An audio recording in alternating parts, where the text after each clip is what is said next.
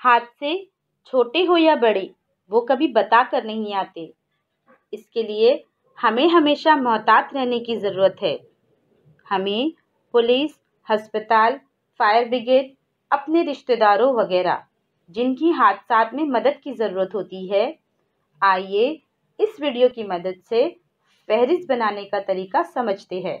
अगर हमारे घर में या इसके आसपास कोई चोरी होती है या कोई गुंडागर्दी नज़र आती है तो पुलिस से मदद लेने के लिए 100 नंबर डायल करें। अगर हमारे घर, पड़ोस या करीब में आग लगती है या धमाका होता है तो घबराइए नहीं, बल्कि मदद के लिए 101 नंबर डायल करें।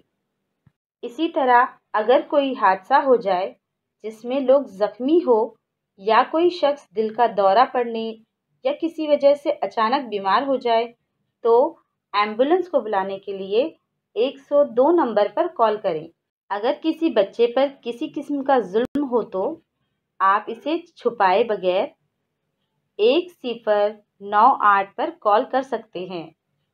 आप अपने बच्चों से ये नंबर याद करने को कहें और इससे कहें कि वो ऐसे वाक़यात में खुद इस्तेमाल करें। आजकल ख़वातीन पर जुल्म बढ़ते जा रहे हैं।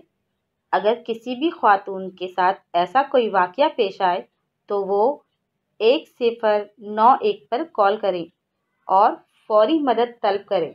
याद रखिए, अगर आपको कोई मख़सूस नंबर जल्दी याद नहीं है तो आप 112 ये नंबर डायल करें।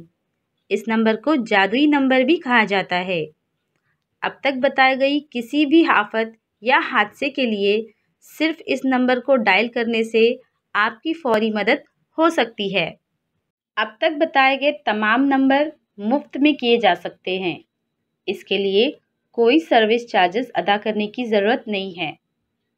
आप अपने घर में इस तरह की फहरिस्त बनाएंगे और मुश्किलात को दूर रखेंगे। हमें उम्मीद है कि आपको ये वीडियो पसंद आई होगी। आगे ऐसे ही वीडियो के साथ फिर मिलते हैं। तब तक के लिए शुक्रिया।